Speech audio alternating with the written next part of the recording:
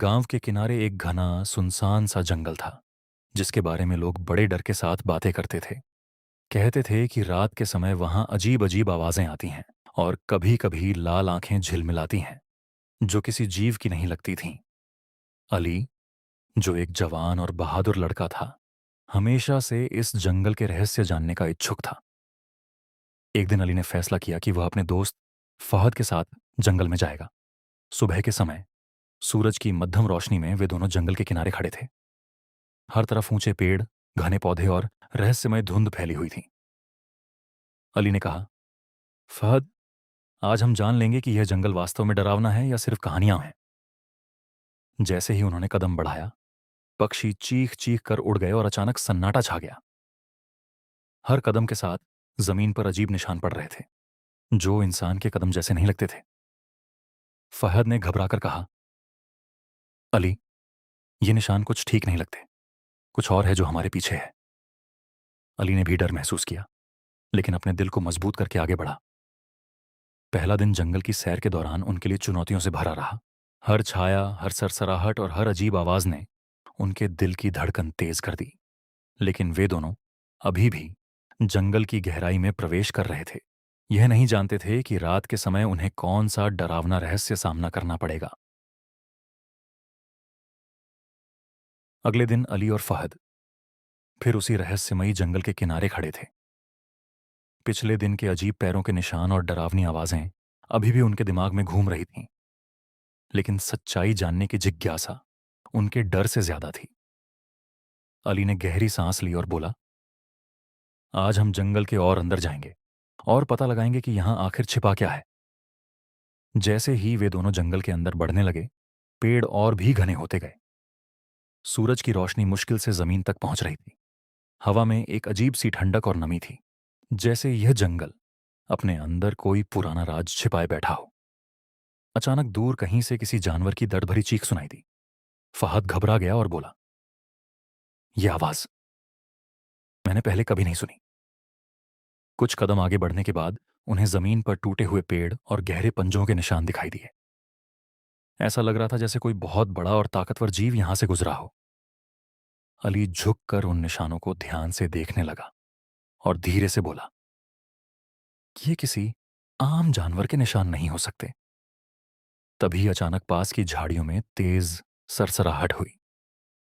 दोनों के दिल की धड़कन तेज हो गई। उन्होंने धीरे धीरे पीछे मुड़कर देखा, लेकिन वहां कुछ भी नहीं था, सिर्फ घना अंधेरा और पेड़ों की डरावनी परछाइयां। फहद ने कांपती आवाज में कहा, अली, मुझे लगता है हम यहां अकेले नहीं हैं। और उसी पल पेड़ों के पीछे से दो लाल आंखें कुछ सेकंड के लिए चमकीं और फिर अचानक अंधेरे में गायब हो गईं। तीसरे दिन अली और फहद की बेचैनी और बढ़ गई थी। पिछली रात उन्हें बार बार वही लाल चमकती आंखें याद आ रही थीं। फिर भी सच जानने का जुनून उन्हें दोबारा उसी रहस्यमयी जंगल की ओर खींच लाया।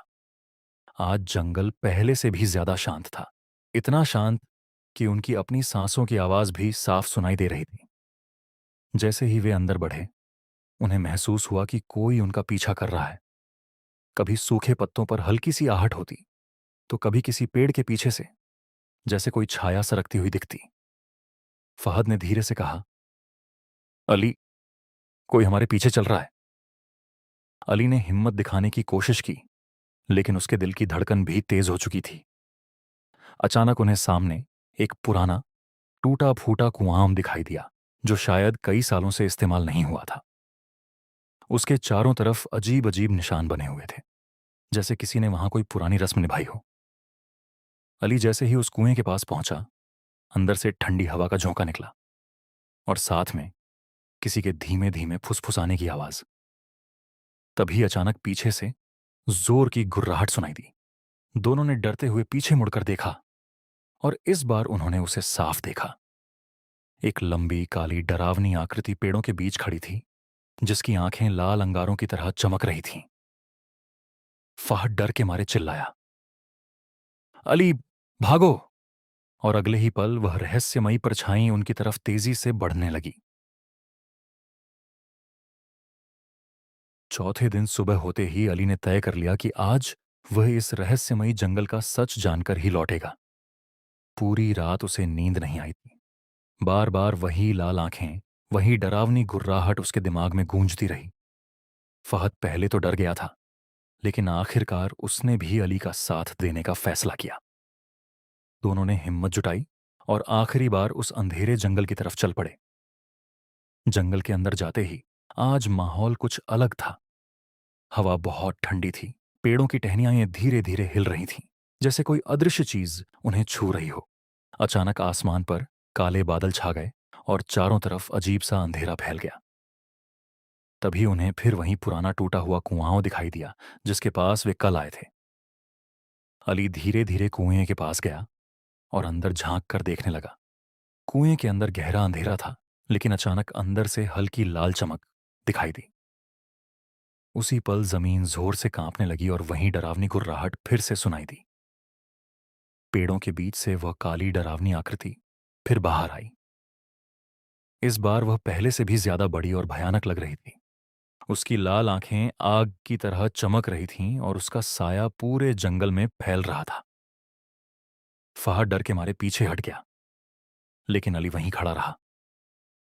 तभी अली को अचानक याद आया कि गांव के बुजुर्ग कहते थे कि इस जंगल में सदियों पहले एक लालची जादूगर रहता था, जिसने काले जादू की ताकत पाने के लिए एक भयानक आत्मा को बुलाया था। लेकिन वह आत्मा काबू से बाहर हो गई और उसी कुएं में कैद कर दी गई। शायद वही आत्मा अब आजाद होने की कोशिश कर रही थी। अली ने हिम्मत करके जमीन पर पड़े एक पुराने पत्थर को उठाया, जिस पर अजीब निशान बने हुए थे। जैसे ही उसने वह पत्थर कुएं में फेंका, अचानक तेज रोशनी चमकी और जोरदार चीख पूरे जंगल में गूंज उठी। वह काली आकृति तड़पने लगी और धीरे धीरे धुएं की तरह हवा में घुलने लगी। कुछ ही पलों में सब कुछ शांत हो गया।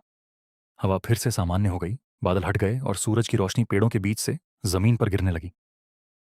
जंगल, जो हमेशा डरावना और रहस्यमयी लगता था, अब अचानक शांत और सामान्य दिखने लगा। फहद ने धीरे से कहा, क्या सब खत्म हो गया? अली ने गहरी सांस ली और बोला, हाँ, शायद इस जंगल का डर आज खत्म हो गया। दोनों वापस गांव लौट आए। उस दिन के बाद लोगों ने देखा कि जंगल से कभी कोई अजीब आवाज नहीं आई। लाल आंखें भी कभी फिर नहीं दिखीं। लेकिन आज भी जब रात बहुत गहरी होती है और हवा तेज चलती है, कुछ लोग कसम खाकर कहते हैं कि उस पुराने जंगल के अंदर से कभी कभी बहुत हल्की सी फुसफुसाहट सुनाई देती है, जैसे कोई भूला हुआ राज अब भी अंधेरे में छिपा बैठा हो।